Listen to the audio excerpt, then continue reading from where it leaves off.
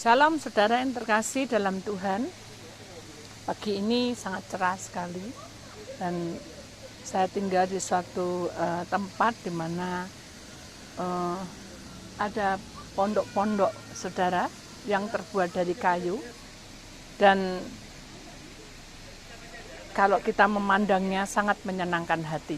Saudara yang terkasih di dalam Tuhan, kuasa Tuhan itu bekerja di tengah-tengah kita sebagai orang-orang pilihan Allah. Karena itu kita tahu bahwa rencana Tuhan itu bekerja di tengah-tengah kita. Hidup kita ini seperti pondok-pondok kayu ini. Kalau kita melihatnya sekilas sangat menyenangkan saudara.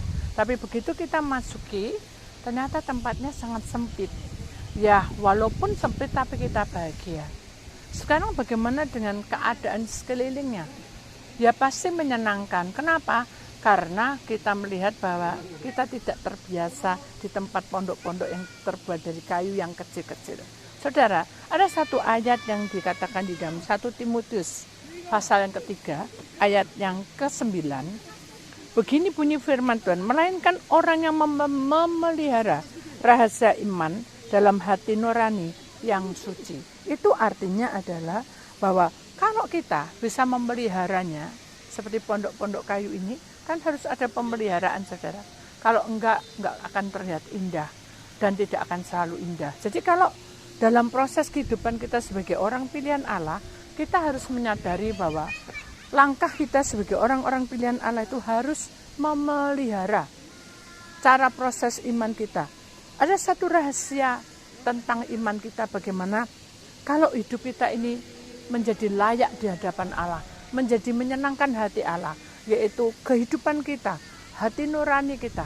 Karena dalam kehidupan manusia ada tubuh, ada roh, ada jiwa. Jadi dalam proses ini kita harus menyadari bahwa hidup di dunia ini adalah suatu persoalan yang harus kita pahami, bahwa tidak semua orang di muka bumi menghadapi hal ini bisa melewati tanpa ada Tuhan. Jadi intinya adalah dalam hidup kita, sekalipun kita ini dipandang indah, dan indah itu menandakan tentang keberhasilan seseorang, saudara. Kita mempunyai derajat, pangkat, dan juga kepandaian. Semuanya ini kalau tanpa ada pimpinan Tuhan, maka proses hidup kita akan sia-sia. Jadi yang terpenting adalah iman kita, hidup kita itu menjadi kudus di hadapannya. Dalam perjalanan kita sebagai orang pilihan Allah, kita selalu diuji dan diminta supaya dalam perjalanan ini menjadi pilihannya yang tepat. Jadi kalau kita menjadi anak-anak Tuhan, hendaknya kita juga belajar seperti pondok-pondok kayu yang dari kayu ini. Selalu ada satu kehidupan. Kenapa? Karena ada pemeliharaan dalam hidup kita. Kalau kita sebagai orang pilihan Allah, kita memiliki pemeliharaan, baik itu tubuh kita, roh kita, jiwa kita, maka proses hidup kita tidak hanya sampai di sini, tetapi perjalanan itu akan makin hari makin ada tanjakan, saudara. Dan setiap tanjakan kita akan menghadap sesuatu yang harus kita lewati dengan hati yang lapang. Kenapa? Karena itu adalah rahasia iman kita. Ketika kita punya masalah dengan bertubi-tubi, kita ini seperti diproses untuk semakin indah, diproses lagi semakin indah. Kenapa? Karena di dalam pemeliharaan iman, disitulah kuasa Allah bekerja. Itu satu rahasia. Dalam pemeliharaan iman ada satu kehidupan. Dalam pemeliharaan iman ada sesuatu kebangkitan.